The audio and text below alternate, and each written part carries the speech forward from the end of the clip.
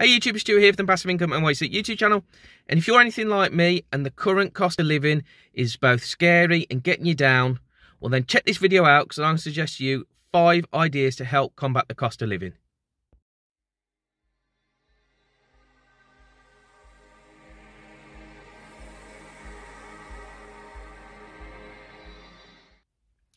Hey YouTube, just a quick introduction to the channel, particularly for those of you who are new. I'm Stuart, married to my wife Emily with our beautiful baby daughter Mia, and this channel is set up to offer tips and tricks on generating money through passive income. So if this sounds like something you're interested in, then please hit that subscribe button below. If you enjoy the video, please hit the like button, and for any comments, I'd love to come back to you ASAP. In the meantime, let's get into it. Hey YouTube, just before we get into the top 5, just going to say, if you stick to the end of the video, I will tell you which one of these top 5 I have found most effective. So, our top 5, and the first one is to look at reducing your household bills. So you're probably going to struggle a little bit at the moment with both gas and electric. With the current climate, gas and oil prices have gone through the roof. So you might find that a little bit more challenging to get that down, but it might still be worth a look. But the ones I really suggest looking at as well is trying to get down your home insurance, broadband, and mobile phone bills.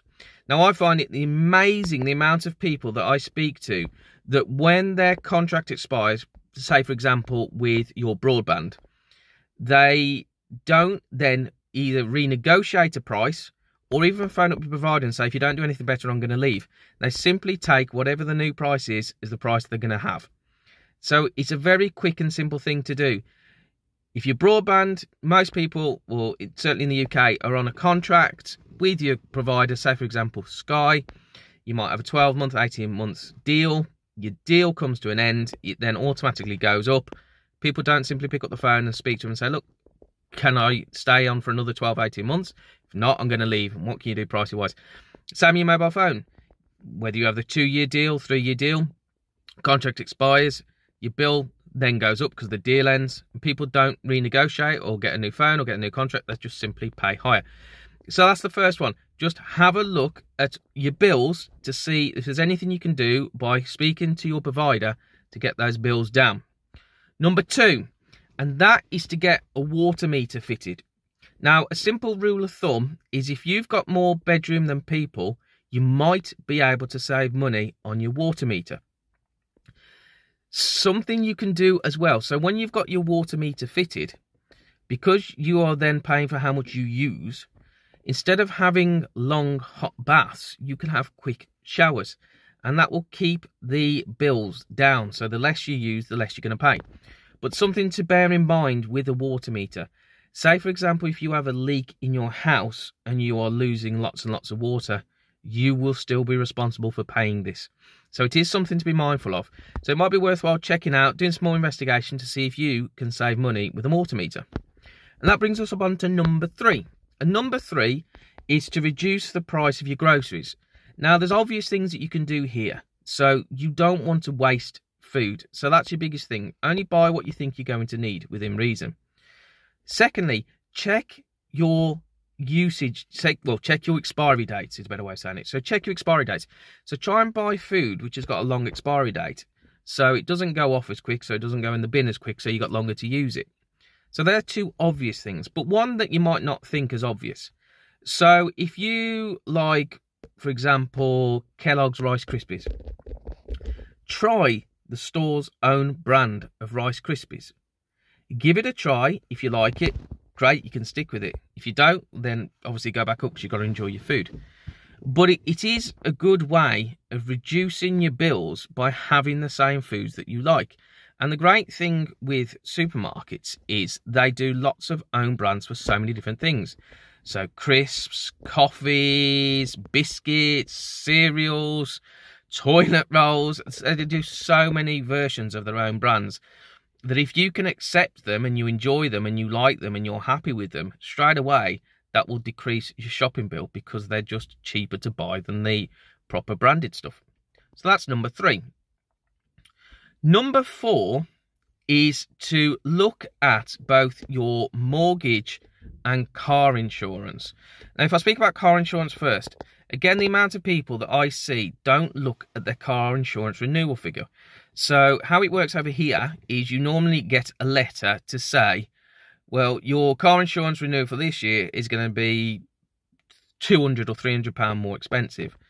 Lots of people don't even open the letter. Some people that open the letter don't bother doing anything with it. They just accept it. Okay, well, that's it. That's what I'm going to have to put up with. But if you simply spend a few minutes going on a comparison site for car insurance, you can get your car insurance down by hundreds of pounds compared to the renewal figure.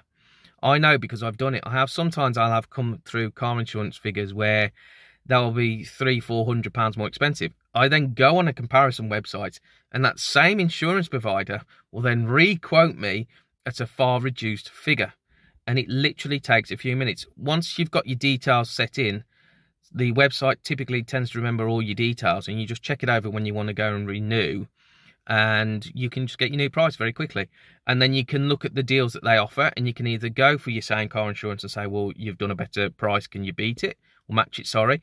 And you could look at whoever's the cheapest. But be careful, because sometimes it's not an exact like-for-like quote. So just be mindful that when you do it, they might not be offering the same benefits and features that you get with your current car insurance. And then same in mortgage. Now, lots of people have fixed price mortgages. Some people are variable, some people have fixed price mortgages. But when your mortgage is due to expire, so you are on a fixed price and it comes to the end of its 3-year or 5-year life cycle, however long it is, then go on to probably you best go into a mortgage broker, financial advisor, etc. to find out what the best deal you can get. Now, whether that's sticking with another fixed price with another provider or going variable, but it is worthwhile speaking to a proper financial advisor on that one. So that is number 4, which brings us on to the last one, and that is to use sites like Top Cashback Extras. So if you can get cashback for things that you buy, straight away you're better off. So for example, in the UK, the main one that people use, well certainly the main one I use, is Top Cashbacks. And how this works is, let's say you wanted to buy a Samsung computer. Well, you go onto Top Cashbacks and you search for Samsung, and if the Samsung site is there, you click it, the Top Cashback Extras app then loads the Samsung website as you normally would. You purchase your computer and then they will give you cashback for using Top Cashbacks. Well, it works out between the website and between Top Cashbacks. They give you a percentage back as cash. Well, not as cash, but it will be direct debited. Somebody won't physically come to your house and give you money. It will come back through as a direct debit or a payment. So that's Top Cashback Extras. And I've seen various amounts of Top Cashbacks that people have percentage-wise. So anything as low as 0.5%, and I've seen some things have been up to 7 and 8%. So it's just worthwhile. Every time that you go and buy something online, just check the Cashback Extras to see if there's anything that you can make back. You can even get takeaways on there. And if you've seen my tummy, I do that far too often. So that's it. That's our top 5 suggested ways of trying to combat the cost of living. And as I did say earlier in the video, my favourite and the one that I found most successful, and that's car insurance.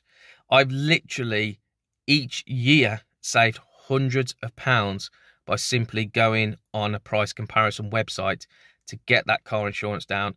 If there's one I suggest you do above all else, it would be that one.